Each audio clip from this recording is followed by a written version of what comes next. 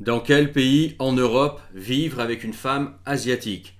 C'est une vidéo qui m'a été suggérée et j'ai décidé de la faire parce que je pense que ça peut en intéresser plus d'un.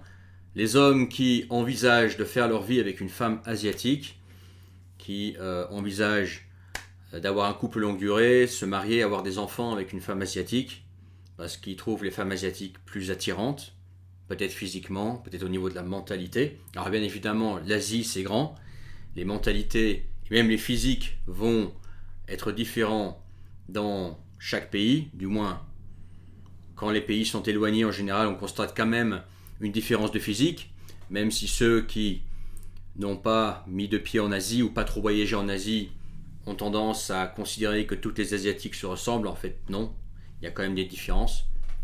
Ou alors ça peut intéresser les hommes qui actuellement sont avec une femme asiatique et envisagent de partir d'Asie, revenir en France ou en Europe pour X raisons, chacun ses raisons, et se demandent est-ce que finalement, au lieu de vivre en France, Belgique, Suisse, il n'y aurait pas un autre pays d'Asie qui correspondrait mieux à notre couple et qui pourrait me satisfaire moi, mais également ma femme, pour qu'on soit dans de bonnes conditions. Ok, je vais te dire ce que j'en pense. Je vais donner des idées, te dire ce que j'en pense. Je t'invite à participer à cette conversation, même s'il n'y a que moi qui parle, en commentaire. Tu peux rebondir sur ce que je vais dire. Tu peux partager ton opinion, ton expérience. Et puis c'est parti. Alors moi déjà la première chose à quoi je penserais avant de envisager une vie en Europe avec une femme asiatique. Alors quand je dis femme asiatique, c'est pas que le physique. Tu as des femmes asiatiques qui sont nées en France, qui ont grandi en France. Okay, donc c'est pas pareil. Tu as des femmes asiatiques qui sont nées de deux parents asiatiques en Europe ou aux États-Unis, et ceux-là, oui, ils ont le physique asiatique, mais ils sont ce qu'on appelle des bananes, c'est-à-dire qu'ils ont le corps asiatique, mais au niveau de la mentalité, de la langue, etc., ils sont plus européens, plus occidentaux, ou alors ils comprennent très bien la culture parce ils ont grandi là-dedans. Donc c'est pas eux que je parle. Moi je te parle de la vraie asiatique, celle qui est née en Asie, qui a grandi en Asie et qui a la culture, qui a une des cultures asiatiques, qui peut varier en fonction du pays. Ok, la Mongolie, la Thaïlande, le Japon, la Chine, les Philippines, c'est pas les mêmes pays, c'est pas les mêmes mentalités. Ok, même s'il y a des traits parfois qui sont très similaires, qui sont un peu communs, on va dire, aux pays asiatiques, un peu comme tu vas trouver des traits similaires entre peuples européens. Hein. Un Allemand, un Français et un Espagnol sont quand même beaucoup plus proches que je sais pas, un Français et un Japonais. Et parmi les Japonais, les Chinois et les Thaïlandais, tu peux trouver quand même certaines similitudes. Okay, la première chose que je ferais, c'est déjà faire le bilan sur la femme. Est-ce que la femme, tu la vois vraiment vivre en Europe? Il faut savoir que les cultures asiatiques sont quand même beaucoup plus éloignées que par exemple les cultures, les cultures qu'il y a dans les pays slaves. Une femme slave pour s'adapter en Europe, ce serait quand même plus simple, mais une femme asiatique, c'est quand même des cultures en général très différentes. On va parler de bouddhisme, taoïsme, etc. C'est quand même une vision de la vie très différente, que moi j'apprécie d'ailleurs. Moi j'ai une grande affinité pour les philosophies asiatiques, le bouddhisme, le taoïsme. C'est là où je me sens le plus proche, tu vois. J'aime beaucoup cette vision de la vie, cette philosophie de vie, ces philosophies de vie. Bon, on va pas rentrer dans tous les détails, mais il y a beaucoup de similitudes pareilles entre ces philosophies d'Asie. Bref, on va y arriver. Ouais. Je ferai déjà le bilan sur la femme. Est-ce que tu la vois vivre en Europe? Quelle est son expérience avec l'Europe? Si c'est une genre de femme, je prends un exemple qui vient en tête, genre une Thaïlandaise qui vient de l'Isan, née dans une famille pauvre, et que c'est la femme qui a jamais mis un pied en Europe, parle pas trop bien anglais, idéalise l'Europe, voit l'Europe un peu comme un Eldorado où tout le monde vit super bien, etc. Bref, faut pas se mentir à soi-même. Dans ce cas-là, ça devient risqué.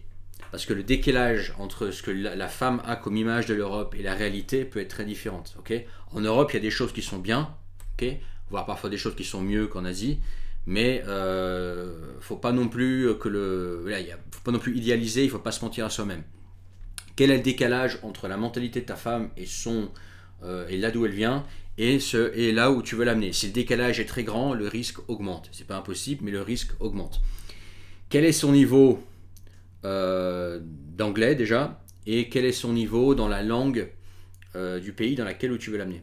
Okay, si tu veux l'amener en France, est-ce qu'elle parle déjà français?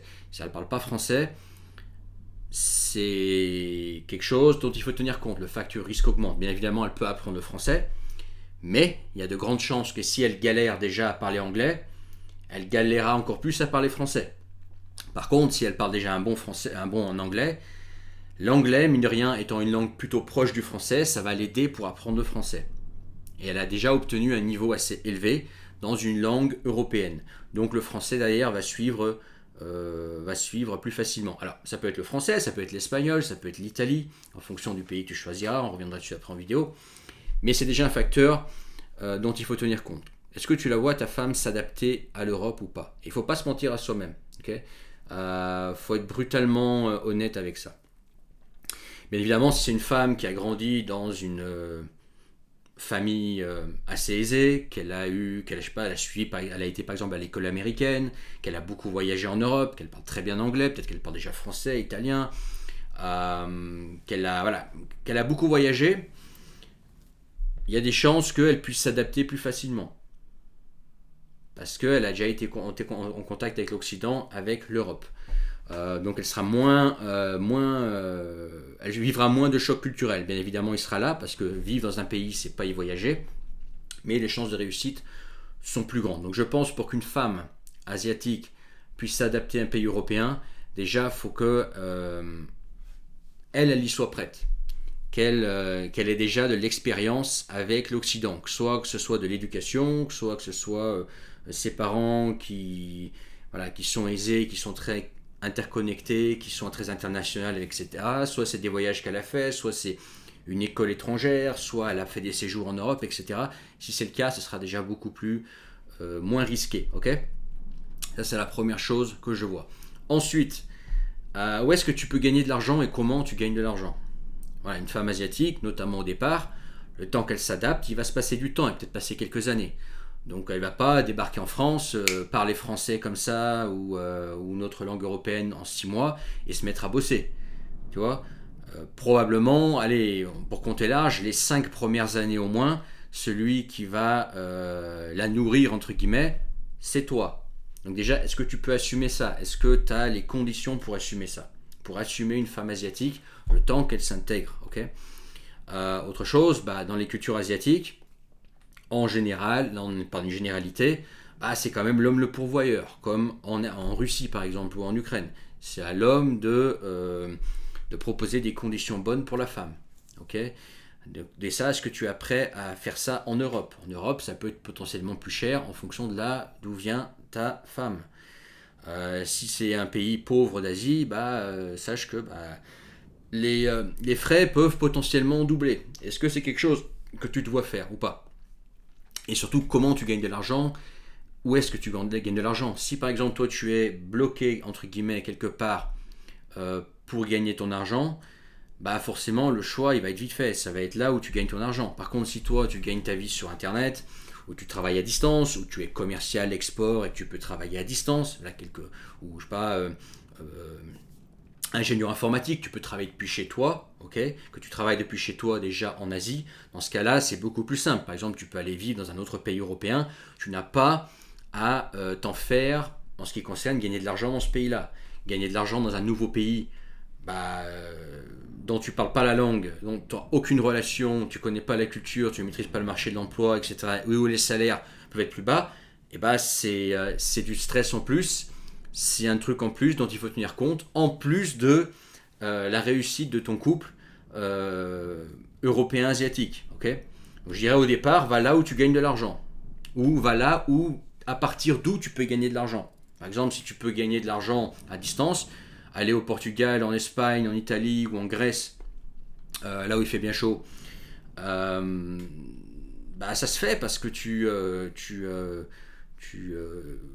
dépends pas de l'endroit pour gagner ta vie. Alors que par contre, dès qu'il s'agit d'avoir une activité professionnelle plus traditionnelle, là, l'économie locale, les opportunités financières qui sont à ta disposition rendent bien évidemment le choix plus restreint. Si par exemple tu dis ouais, moi je peux rentrer en Europe avec ma femme asiatique, j'aimerais bien vivre en Espagne, mais en Espagne j'ai aucune opportunité. J'aimerais bien vivre en Grèce, mais j'ai aucune opportunité, ou alors une opportunité de merde. Par contre, en Scandinavie, si je vais en Suisse, je sais pas, en Suisse ouais, mais en Scandinavie, si je vais en Suède, voilà, en Suède ou en Norvège, bah c'est pas des pays qui me font rêver, mais par contre j'ai la possibilité de gagner confortablement ma vie, d'avoir pas mal d'argent, d'être à l'aise financièrement. Et c'est vrai que même si le climat ne fait pas rêver, eh ben, l'argent va compenser largement du fait qu'il fasse froid, qu'il fasse gris. Tu vois. Donc c'est un compromis à faire. Sachant que ta femme asiatique, effectivement, elle aura ses préférences. Si elle vient d'Asie du Sud-Est, probablement elle préférera vivre au sud de l'Espagne, au sud du Portugal ou au sud de la Grèce. Hein.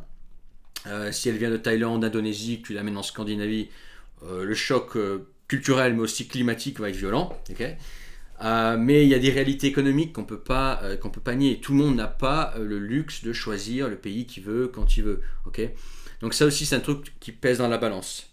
Donc déjà deux éléments. Dis-moi ce que tu en penses en commentaire. Mais deux éléments. Comment tu vois ta femme s'adapter à l'Europe? Ne te mens pas sur d'où elle vient. Hein, son l'expérience avec l'Europe ou pas, et puis comment tu gagnes ta croûte sur place. Et si bien évidemment tu n'as pas de problème financier à régler, dans le sens où tu n'as pas besoin de travailler pour vivre, il y a des gens comme ça qui sont déjà des cas millionnaires, ils n'auront jamais besoin de travailler. Bon, bah dans ce cas-là, tu vas où tu veux, t'en parles avec ta femme et tu fais un compromis entre ce que toi tu aimes et ce que ta femme aime. Ok, ça peut être une alternative. Ensuite, troisièmement, un truc que je voulais aborder au niveau communautaire.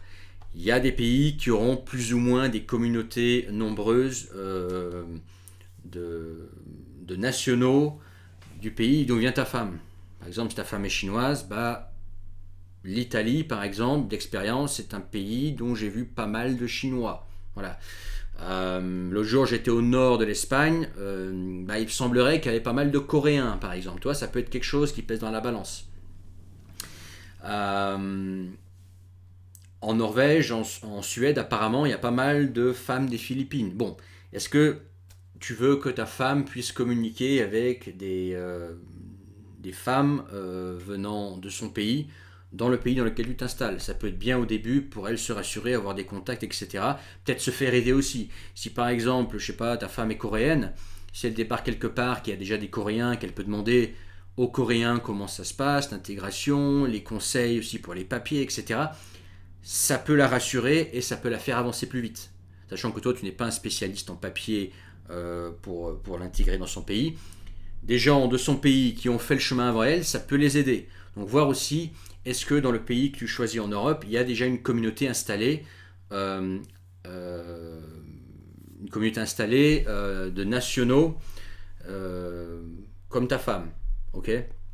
Ça, c'est quelque chose, je pense aussi, qui peut peser. Je me souviens en Hongrie, j'étais allé en Hongrie plusieurs fois et j'avais remarqué qu'il y avait une communauté thaï. Je ne sais pas ce qu'elle faisait là, mais il y avait l'air d'avoir pas mal de Thaïlandais. Bon, bah, si ta femme est thaïlandaise, que toi tu vas vivre dans un pays européen où il n'y a pas d'insécurité et que tu veux que ta femme aussi elle puisse communiquer avec des gens de son pays, bah, par exemple la Hongrie, alors vérifie bien, hein, parce que moi je te parle de la Hongrie il y a 10 ans, hein.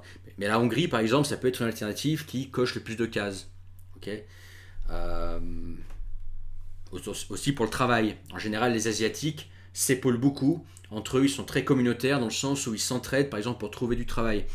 Ils comprennent que c'est dur de s'intégrer dans un pays, qu'il faut gagner de l'argent, et en général, ils se refilent les bons filons entre eux, ils les gardent pour eux, entre eux, communautés du même pays. C'est un truc très asiatique, ça. Ils sont très communautaires. Alors, c'est pas des immigrés, tu sais, qui vont créer de l'insécurité, qui vont faire chier, etc.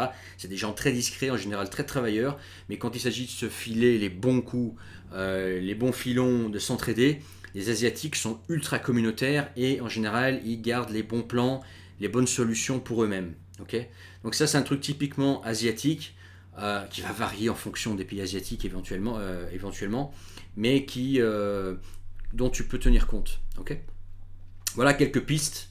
Après, bien évidemment, il y a toutes les trucs bateaux, hein, le climat, tu préfères que le chaud ou le froid, les attirances pour chaque pays, les bouffes, etc. Mais ça, c'est hyper bateau. Voilà quelques idées qui me viennent en tête, quelques idées que je voulais partager avec toi. Si tu as trouvé ça intéressant, mets ton pouce. Regarde en description le premier lien, tu pourras réserver une séance de coaching avec moi directement. Si tu veux me parler en face à face, en tête à tête, de façon privée. Tu cliques sur le premier lien, tu t'inscris et tu réserves. N'oublie pas de t'abonner si ce n'est pas encore fait et de partager cette vidéo. Et je pense que cette vidéo pourra en intéresser quelques-uns. Parce que vivre avec une femme asiatique, ça ne veut pas forcément dire vivre en Asie. Moi, en l'occurrence, je vis avec une femme asiatique en Europe. Voilà, et ça se passe très bien. Bon, c'est un contexte un peu spécial, mais ça se passe très bien aussi. Et bah, commente. À bientôt. Allez, ciao.